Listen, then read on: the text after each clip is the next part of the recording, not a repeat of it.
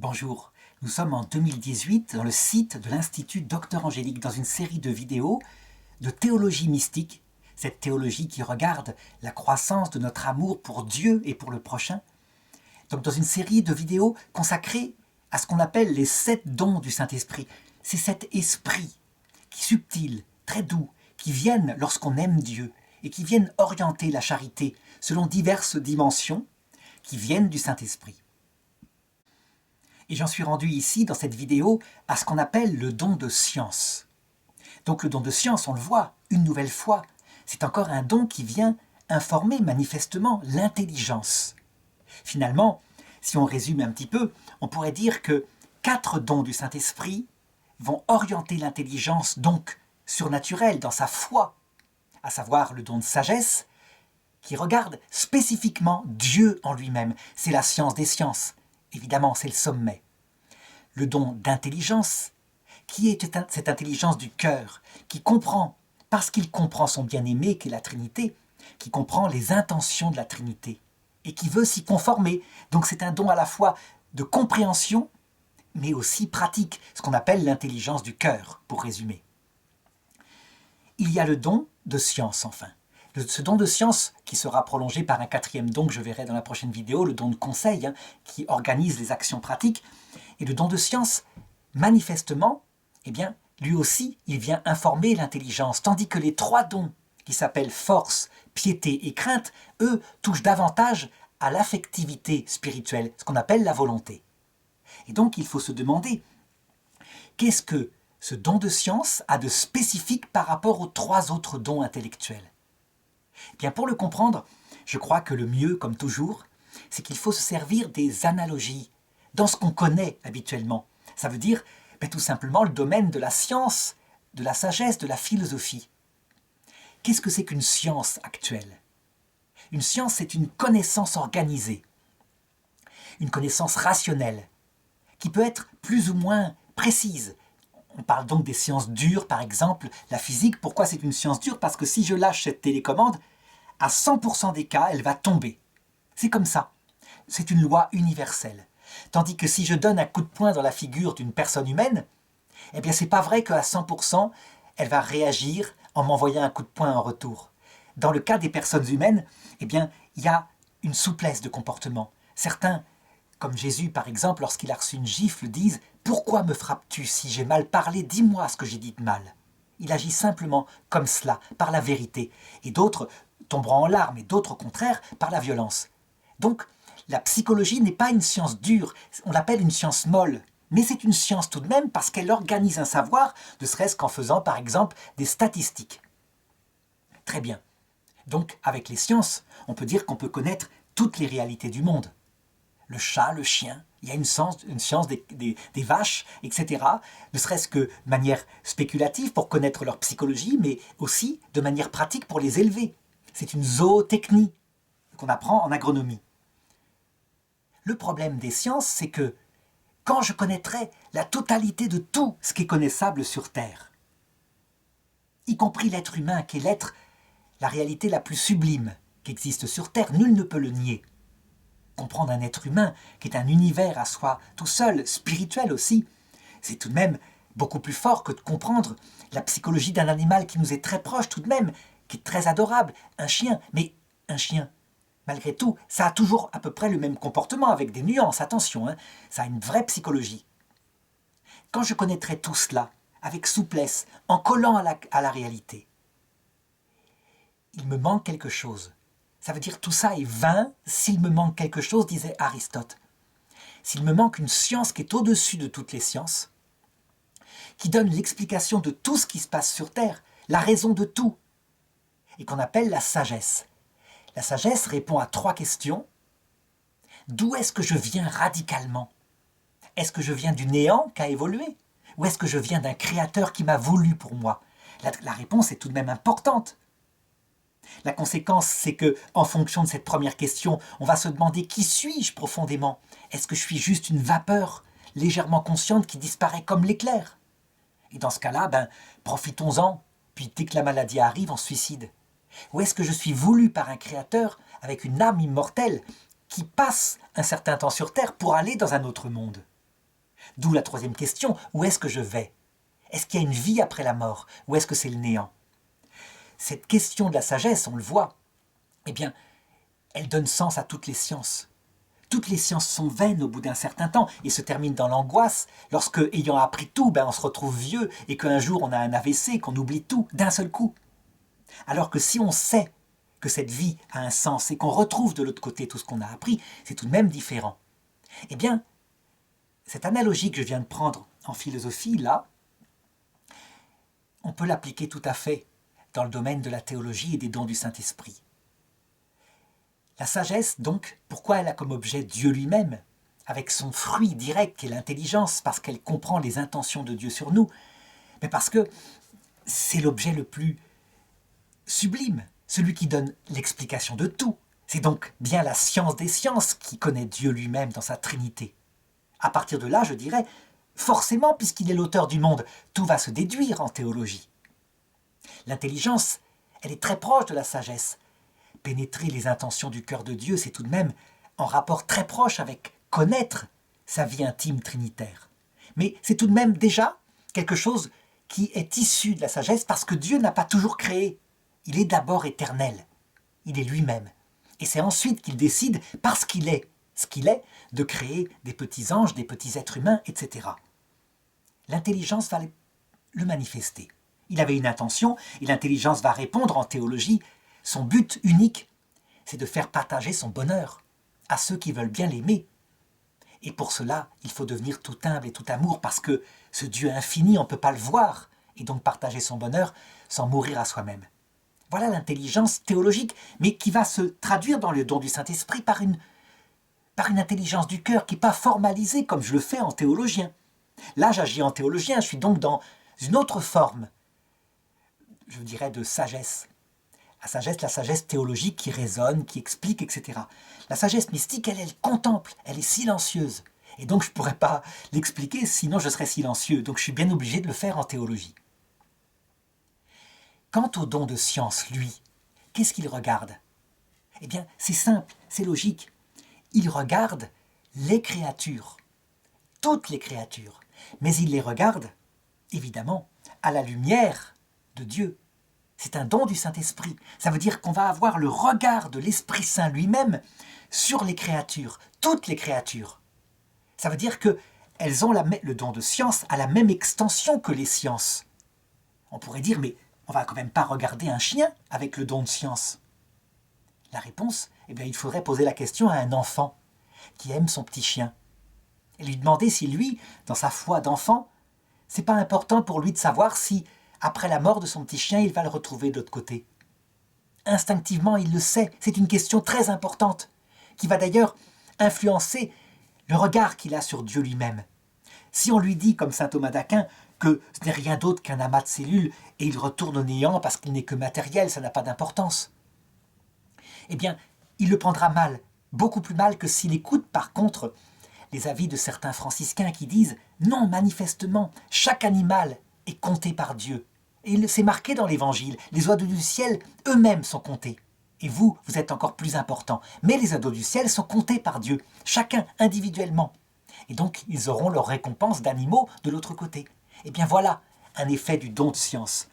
Ça veut dire que, porté par cette connaissance intime de Dieu, et pas seulement par des raisonnements, vraiment, par une fréquentation de la Trinité, les conclusions théologiques vont s'orienter de manière très profonde et très précise par ce don de science pour la connaissance de l'autre.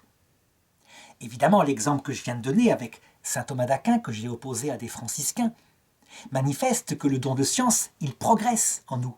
Il n'est pas donné instantanément avec sa perfection. Comment est-ce qu'il peut progresser? D'abord, premièrement, par la prière. Parce que c'est un don du Saint-Esprit, donc comme il vient de l'amour qu'on a pour Dieu, et de la connaissance que donne cet amour, il progresse par la fréquentation de Dieu, par la prière. Donc celui qui prie a le don de science. Celui qui ne prie plus le perd.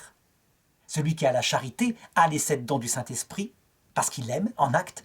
Celui qui n'aime plus, qui ne s'occupe plus, qui ne fréquente plus Dieu, les perd. Et il oublie tout ça. Alors il pourra rester peut-être un très bon présentateur de la théologie, avec rationalité.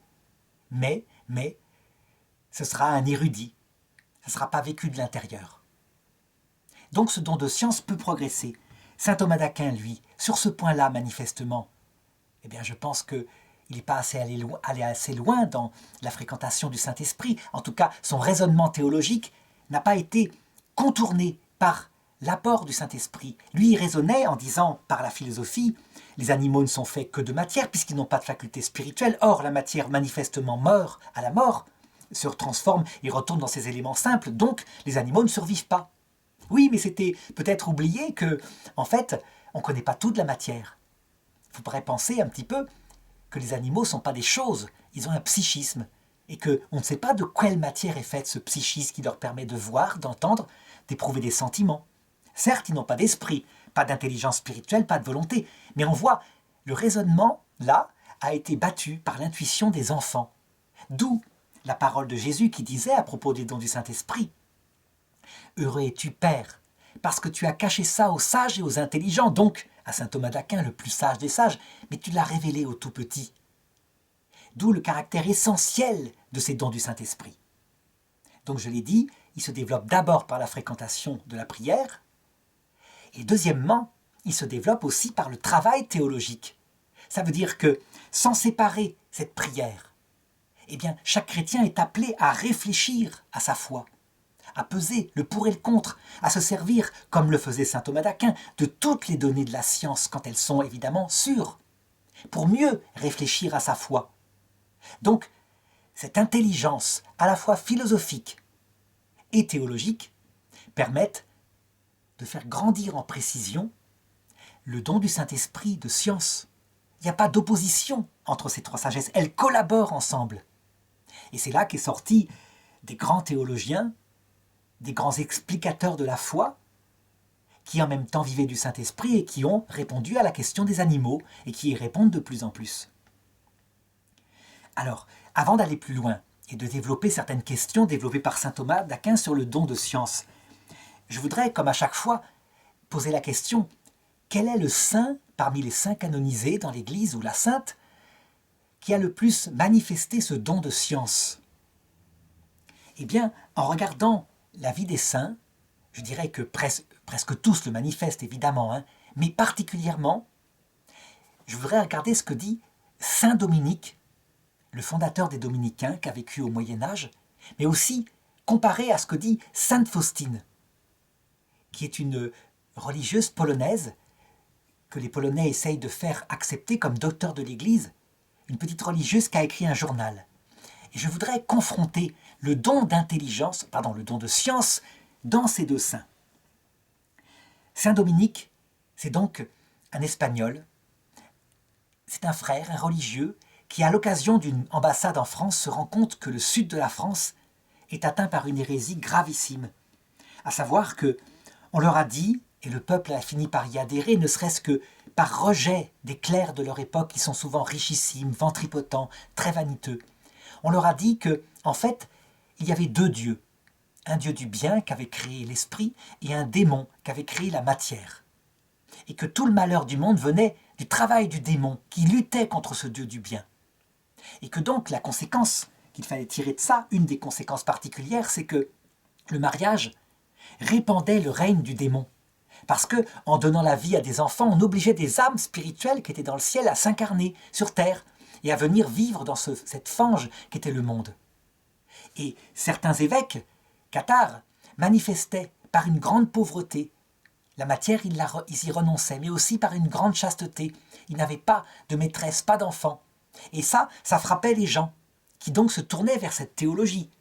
Évidemment, les évêques cathares reconnaissaient que, la plupart des gens ne pouvaient pas faire autrement que se marier et devaient, quand ils avaient eu des enfants, être responsables de leur famille. Mais il n'empêchait qu'il y avait une théologie qui réduisait la sexualité et le mariage à une construction du démon. C'était une hérésie grave, qui avait des conséquences politiques extrêmement dommageables si jamais cette hérésie se répandait. Mais surtout, pour saint Dominique, le fait que ces gens adhèrent à quelque chose qui n'était pas le message du Christ, à un évangile du démon finalement, eh bien, le mettait en larmes. Et il regardait la vie de ces gens qui s'en allaient très loin du Christ, le vrai Christ, celui qui est le Dieu créateur de tout, qui évidemment est le Tout-Puissant, qui a créé le mariage. Il regardait et il passait des nuits entières à pleurer, à supplier le Seigneur et à dire « Que deviendront les pauvres pécheurs ? Que deviendront les pauvres pécheurs ?» Ça veut dire que lui, dans sa théologie de l'époque qu'il avait reçue, eh bien, il était convaincu que ces personnes hérétiques, mais aussi les pécheurs parmi les évêques catholiques, évidemment, donc une masse énorme de gens allaient se damner, pour plein de motifs. Pour ce qui concernait les hérétiques, à cause du fait qu'ils n'avaient pas la grâce sanctifiante, étant dans l'erreur par rapport au Christ, le prenant comme un Dieu parmi les autres dieux. Pour les évêques ventripotents, à cause de leur indignité dans leur ministère et le scandale qu'ils provoquaient sur les fidèles. Mais pour lui, après la mort, c'était une vérité non discutée. Tout homme qui arrivait sans la grâce sanctifiante était conduit en enfer pour l'éternité. Et donc il pleurait. Il voyait que le message du Christ, à savoir que la porte du salut est étroite, mais que la porte de la perdition est large et que beaucoup s'y vont, il voyait que c'était quelque chose de terrible et il en souffrait parce qu'il se passait dans sa foi comme une douleur, à savoir, pour lui, pauvre pécheur qu'il était, saint Dominique, on ne pouvait pas tout de même comparer le péché d'un enfant qui était élevé dans l'hérésie cathare, sans responsabilité de sa part, qui suivait simplement ses parents, et le péché d'un évêque catholique, donc qui connaissait le Christ et qui scandalisait les fidèles par ses propres fautes. Il y avait une faute tellement beaucoup plus grave du côté de l'évêque qui savait ce qu'il faisait que du côté de l'enfant qui, lui, suivait ses parents. Et donc, l'enfer éternel, ça lui paraissait quelque chose de terrible, et il pleurait, et il pleurait. Voilà pourquoi le don de science en lui, torturé par la comparaison avec sa théologie, faisait une douleur qui a fait que jusqu'à la fin de sa vie, il a créé des prédicateurs formés, intelligents, afin de combattre l'hérésie cathare, afin aussi de combattre l'abus des richesses dans le clergé. Voilà ce qu'il a porté, c'est ce don de science venant du Saint-Esprit. On a là un exemple typique du don de science, ce gémissement intime de l'Esprit Saint face au péché qui nous fait considérer l'homme sur le chemin de la perdition. Eh bien, je voudrais maintenant comparer le don de science tel qu'il s'exerce chez Sainte Faustine avec 800 ans pratiquement de théologie qui se sont approfondies, qui ont connu de plus en plus ce Seigneur. Donc, en particulier, en lisant un texte qui va, on va le voir, change tout en théologie. Elle écrit dans son petit journal, au numéro 1697, la chose suivante. « J'accompagne souvent les âmes agonisantes et je leur obtiens la confiance en la miséricorde divine. Je supplie Dieu de leur donner toute la grâce divine, qui est toujours victorieuse. La miséricorde divine atteint plus d'une fois le pauvre pécheur au dernier moment, d'une manière étrange et mystérieuse. En effet, à l'extérieur, lorsqu'on regarde le comportement de la personne, on croit qu'il est déjà mort. Mais il n'en est pas ainsi. L'âme, éclairée par un puissant rayon de la grâce suprême, se tourne vers Dieu avec une telle puissance d'amour qu'en un instant, elle reçoit de Dieu le pardon de ses fautes et leur punition. Donc la purification. Et donc c'est le paradis tout de suite. Elle ne nous donne, cette personne-là, à l'extérieur, aucun signe de repentir ou de contrition, car elle ne réagit plus aux choses extérieures. Oh, que la miséricorde de Dieu est insondable. Et elle continue en disant « Mais parfois, il y a des âmes d'une telle dureté de cœur qu'elles choisissent consciemment l'enfer. Elles font échouer non seulement toutes les prières que d'autres âmes dirigent vers Dieu à leur intention, mais aussi tous les efforts divins. »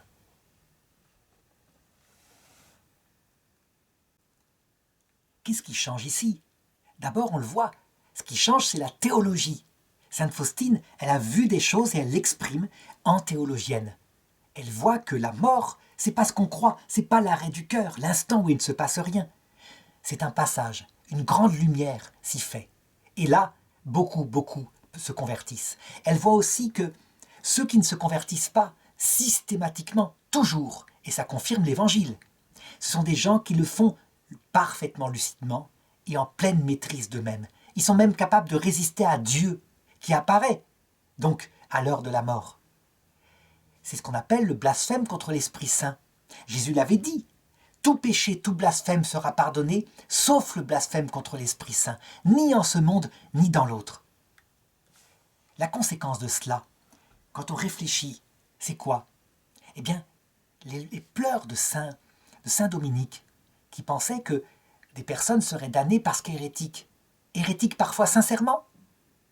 Ou d'autres seraient damnés parce que faibles, ne résistant pas à leurs pulsions. On voit bien que ça n'est pas vrai. Que les personnes qui sont dans le péché mortel, on appelle comme ça, c'est une notion théologique, contre le Fils, ça veut dire qui ignore qu'il est Dieu, qui ignore son évangile. Parfois volontairement, parfois sans volonté de leur part, parce que la notion de péché ne s'identifie pas à la notion de faute. Comme le péché originel chez les petits-enfants, c'est pas coupable.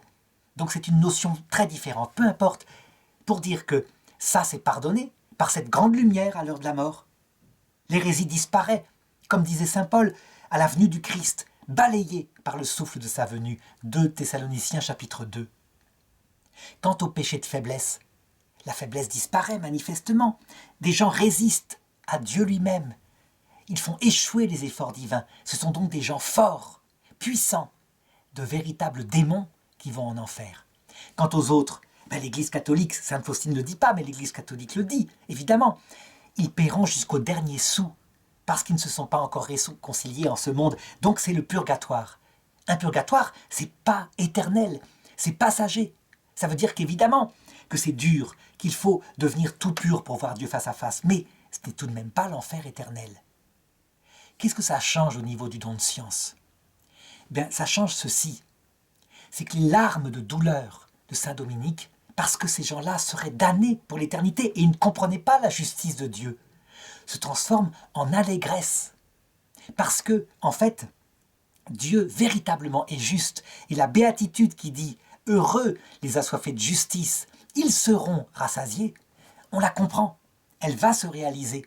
Bien sûr que Dieu ne va damner personne, sauf le péché contre l'Esprit Saint. Donc celui qui refuse toute espèce de pardon, de conversion. Et là, c'est son choix. Et c'est sa liberté, orgueilleuse. Il préfère quelqu'un d'autre au vrai Messie, celui qui propose la vie éternelle fondée sur l'humilité et l'amour.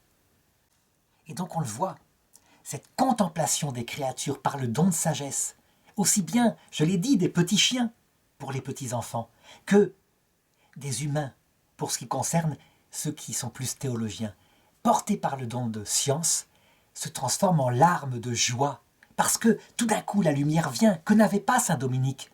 Mais lui, il avait le don de science, avec la théologie de son époque, qui le faisait porter des larmes de douleur, les larmes de joie parce que Dieu est vraiment juste et il nous rassasiera de sa justice. À partir de là, évidemment, quand on a compris ce que c'est que ce don de science, on peut donc l'étudier et se demander, avec saint Thomas, diverses questions, comme par exemple celle-ci. Est-ce que ce don de science est spéculatif, c'est-à-dire seulement contemplatif? On contemple les créatures à la lumière de Dieu.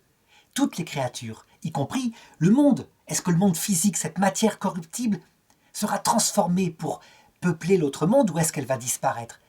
Eh bien, le don de science, évidemment, va se pencher là-dessus. Mais, je dirais, c'est tellement secondaire. Évidemment, ce qui est important, c'est le sort des hommes, mais aussi de ces animaux qui donnent leur vie pour nous, finalement, quelque part, même si ce ne sont que des animaux. Donc la question, est-ce que c'est seulement une contemplation ou est-ce que c'est une action? La réponse, c'est que ça provoque une action. C'est le don de science qui provoque que saint Dominique pleurait et que sainte Faustine pleurait de joie. C'est une action qui va se traduire par de la prière, une prière suppliante pour les pauvres pécheurs, pour le salut, pour que ça se passe par exemple à travers les mains maternelles de la Sainte Vierge. Évidemment. Donc, on peut dire encore une fois que ça vient perfectionner l'intelligence et donc la foi qui vient elle-même illuminer cette intelligence, mais ça perfectionne aussi l'action. C'est normal puisque c'est un don du Saint-Esprit, donc qu'il est issu de la charité. Autre question, toujours les mêmes. Est-ce que c'est un don du Saint-Esprit? Ça veut dire, est-ce que quand on est en état de péché mortel, on perd le don de science? La réponse est oui. Il est vécu uniquement lorsqu'on est, je dirais, uni à Dieu par la charité. Quand on le perd parce qu'on commet un péché mortel, ce jugement-là, venant de la connaturalité à l'Esprit Saint, disparaît, s'évanouit. Bien sûr, on peut garder la théologie. Elle reste, puisqu'on l'a construite dans son intelligence et donc expliquer la logique. Mais peu à peu, je dirais, on ne comprendra plus, je dirais, ce regard contemplatif divin sur les créatures. On finira par oublier cette espèce de chose native. Je dirais même plus, ceux qui n'ont plus cette relation à Dieu vont développer peu à peu une science, soit humaine, concernant le sort de ces créatures, soit démoniaque. Ça peut arriver. Ça veut dire qu'on voit des gens qui, peu à peu, se séparant de Dieu, même en étant évêques parfois, prêtres, pourquoi pas, développent une science des créatures qui n'est plus celle de Dieu. Par exemple, on a vu après le Concile Vatican II, une génération se lever en Occident qui n'avait plus ce sens surnaturel de Dieu, qui n'avait plus ce sens de la prière. Et du coup, dans leurs enseignements, ils se sont mis à développer ce qu'on appelle un messianisme temporel. Ça veut dire à dire partout que l'évangile, c'était de construire le monde ici-bas, le meilleur monde possible, le monde équilibré. D'abord du niveau de vie d'ailleurs. La richesse était importante. Et que, une fois que le niveau de vie aurait pu s'élever, donc la justice sociale, on pourrait éventuellement parler de l'évangile, mais qu'il ne fallait pas mettre la charrue avant les bœufs. Ça veut dire que cette génération avait souvent dans l'idée que l'homme se nourrit d'abord de pain et éventuellement, accessoirement, de la parole de Dieu. Je l'ai même vécu une fois dans une inspection. Ça veut dire que on me reprochait véritablement dans un cours de religion catholique de la part d'un inspecteur de mettre des sujets parfaitement secondaires comme la vie après la mort, la résurrection du Christ, qui était d'ailleurs sans doute qu'un symbole, de les mettre en priorité en cours de religion catholique par rapport aux sujets essentiels que sont la démocratie, la tolérance. Je l'ai vécu. On voit donc qu'on peut développer une sorte de science mondaine, pour le coup là, parfaitement humaine. Mais d'autres vont aller plus loin. Ils vont développer parfois une science véritablement antichristique. Des personnes qui ont connu le Christ, qui ont connu son évangile, qui ont compris ce que c'était, qui ont compris d'autre part l'autre évangile, l'évangile de Lucifer, l'évangile qui dit que l'autre monde, ce que Dieu veut pour nous, c'est que nous soyons des hommes debout, dignes, fiers, autonomes, choisissant le bien et le mal, que cette dignité et cette fierté, c'était la gloire de Dieu. Il ne nous voulait pas esclaves et certainement pas soumis, d'autant plus par cette humilité que nous réclame le soi-disant Jésus-Christ.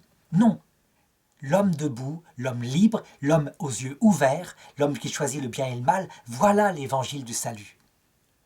En réalité, cette science-là, cette prédication-là, qui donc va se traduire sur terre par une admiration envers ceux qui jugent de tout et qui refusent de croire, et en un mépris pour ceux qui disent qu'il faut se soumettre évidemment à l'enseignement du Christ à travers son Église, l'enseignement infaillible j'entends, à savoir la doctrine du salut, celui qui est protégé par le Christ. Eh bien, ces personnes-là vont développer un mépris pour cette science-là. On peut dire en fait, en regardant les choses profondément, que la science qu'ils enseignent, c'est la science de Lucifer. C'est exactement ce que Lucifer a prêché à Adam et Ève. Non, vous ne mourrez pas. Et Lucifer ne ment pas. En enfer, on ne meurt pas. L'enfer est vraiment une vie éternelle.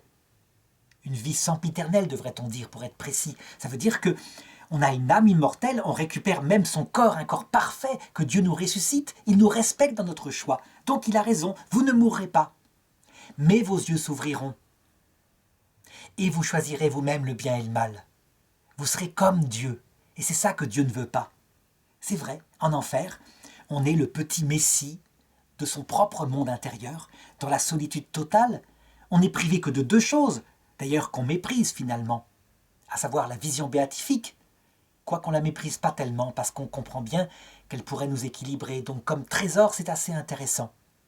Mais surtout, on méprise le prochain, même s'il y en a, parce que tout simplement, lorsqu'on ne pense qu'à soi, on n'a pas de prochain. On est seul. Et donc, on le voit, il y a une sagesse possible du démon, qui aboutit à une science, une sorte de don, de pseudo-don de science venant de Lucifer. Autre question maintenant, on pourrait se demander, ce don de science, à quelle béatitude correspond-il? On sait que le Seigneur a donné 8 béatitudes, que ces béatitudes sont concordantes. L'une ne va pas sans l'autre, évidemment. De même que les 7 dons du Saint-Esprit, quand on a le don de sagesse, on a tous les autres. Mais malgré tout, saint Thomas d'Aquin fait une correspondance. Alors, j'ai dit tout à l'heure que peut-être que, pour ce qui est du don de science, la meilleure béatitude serait sans doute « Heureux les assoiffés de justice, ils seront rassasiés ». En réalité, je montrerai qu'elle correspond davantage à autre chose, quelque chose de plus pratique. Le don de science, qui est un don d'abord contemplatif, je crois qu'avec saint Thomas d'Aquin qu'il correspond au mieux avec la béatitude « Heureux ceux qui pleurent, ils seront consolés ». Et je l'ai expliqué en illustrant avec saint Dominique et sainte Faustine. En réalité, dans les deux cas, c'est le don de science qui fait pleurer, effectivement. Dans le cas de saint Dominique, des pleurs de douleur, parce qu'il y a comme une tension entre ce don de science, qui lui montre un Dieu juste et miséricordieux, et sa théologie, qui ne semble pas correspondre, et pourtant il sait qu'il sera rassasié par la justice, mais il pleure, parce qu'il voit des gens se diriger en masse vers la perdition. Ce sont donc des pleurs de douleur, des pleurs venant de la contemplation du péché. Et véritablement, c'est encore le cas actuellement, lorsqu'on voit les graves péchés hors de l'Église et dans l'Église. Mais il y a d'autres sortes de pleurs qui peuvent sortir du don de science, par la considération cette fois de la miséricorde de Dieu, de sa justice justement, qui ne laisse personne se damner, sauf si c'est sa volonté ultime qui résiste à tout. Évidemment, à partir de cette compréhension de la prédication de Jésus, et en particulier de ce que c'est que le péché contre l'Esprit Saint, il sort des pleurs de joie. Des pleurs de joie, ça veut dire que tout ce que peut considérer le don de science, comme par exemple la grande apostasie en Europe actuelle, en Occident, ou même l'annonce de l'apostasie générale qu'il y aura un jour à l'époque de l'Antéchrist, au point que l'Église sera presque dans quelques personnes uniquement. Eh bien, le don de science peut donner des larmes de joie parce que on sait très bien maintenant que si Dieu permettra ça, lui qui détient les grâces, qui peut en un instant, s'il le veut, en donnant à chacun une apparition, comme c'est arrivé à Bernadette de Lourdes, rendre ces pierres, ça veut dire ces gens au cœur dur, chrétiens en un instant. Est-ce qu'il ne l'a pas fait avec saint Paul? Donc il pourrait bien le faire. Mais s'il ne le fait pas, c'est évidemment pas pour perdre ces gens-là, c'est pour un plus grand salut. Un plus grand salut que résume saint Paul lorsqu'il dit, et je redirai cette phrase, « Dieu a soumis tout homme à la désobéissance afin de faire à tous miséricorde. » C'est dans l'Épître aux Romains, chapitre 11, verset 32. De quelle manière le fera-t-il? Je dirais, ça c'est à la théologie de le chercher à partir des prophéties, de la lecture de l'Écriture. Par contre, le don de science, lui, il sait que c'est vrai. Il le sait en s'appuyant sur ce que dit sainte Faustine, mais qui dit simplement l'Évangile. Donc par une lecture beaucoup plus profonde, évidemment, du Sauveur, qui est mort sur la croix. S'il est mort sur la croix, c'est pas pour envoyer en enfer des bébés morts sans baptême. C'est évident. C'est pas pour envoyer en enfer des pauvres pécheurs faibles, ni des gens qui n'ont jamais entendu parler de lui. Cette évidence-là, eh bien, elle doit trouver une solution théologique pour comprendre la manière dont il procède, Dieu. Sans doute ça se passe à l'heure de la mort, tout simplement. Le Je vous salue Marie l'enseigne, c'est pas plus compliqué. La mort est un passage, mais c'est le don de science qui va permettre de le comprendre et de provoquer cette recherche et d'émettre des larmes de joie. Enfin, dernière question pour conclure, quel est le fruit du Saint-Esprit qui correspondrait à ce don de science? Je vais réciter quelques-uns.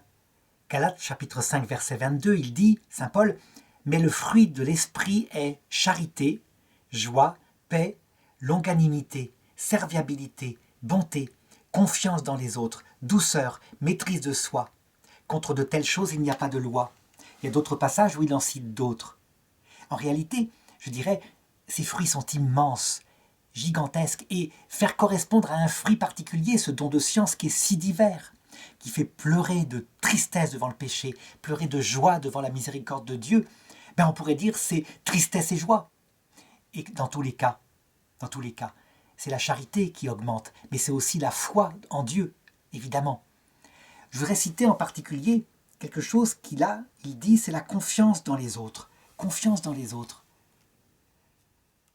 Je ne dirais pas que le don de science donne confiance forcément dans les autres. Avec beaucoup de science, on voit que les autres sont capables de tant d'hypocrisie. Mais tout de même, je voudrais rappeler un passage de l'Évangile qui peut-être montrera ce que cette science surnaturelle, venant de l'Esprit Saint, provoque en Jésus.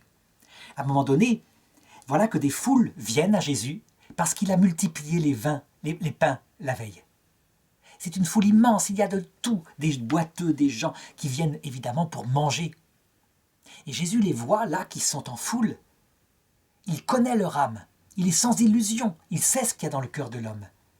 Et il entre dans une grande joie, un tremblement, et il dit « Regardez, la moisson est blanche, il n'y a plus qu'à appeler les moissonneurs et ils pourront récolter le blé. » Ça, c'est la science qui fait dire ça, la science surnaturelle. En effet, chez ces pauvres gens, à donner quelquefois à des recherches de bêtes, ça veut dire qu'ils veulent quelquefois le faire roi, parce que comme ça ils auront du pain. C'est quand même pratique un roi qui multiplie les pains. Tout simplement, c'est pas plus que ça. Eh bien, malgré tout, il voit le salut en train de se faire. Pourquoi ? Parce que d'abord, il est patient, il sait que le salut se construit, qu'on ne peut pas demander à ces gens qui sont souvent réduits à l'état de bêtes par la misère, d'être tout de suite des spirituels, mais qu'il éveillera leur âme, parce que leur âme, elle n'attend qu'un sauveur. Et donc, ce sera très facile. Voilà ce que provoque le don de science. Donc, premièrement, sans doute, une grande joie, parce que Dieu est notre Dieu. Mais aussi une grande douleur, parce que certains, véritablement, se damneront, refuseront cette miséricorde infinie. On peut en être certain. C'est aussi le don de science qui manifeste que la puissance de Jésus à l'heure de son retour, à l'heure de la mort, c'est quand il manifeste cette profonde humilité pleine de miséricorde et d'amour qui nous ressuscite. Mais il y a des gens qui, face à ça, n'ont que mépris, et qui, face à la puissance que propose au contraire Lucifer, l'enfer, qui est la possession d'un monde grandiose au point de vue matériel, debout, eh bien, on peut deviner que des gens très orgueilleux, qui résistent à tout, n'auront rien à faire du Christ et choisiront l'indépendance, l'autonomie de l'orgueil. Ça aussi, c'est le don de science qui le fait dire, parce qu'il connaît la nature de certains êtres humains.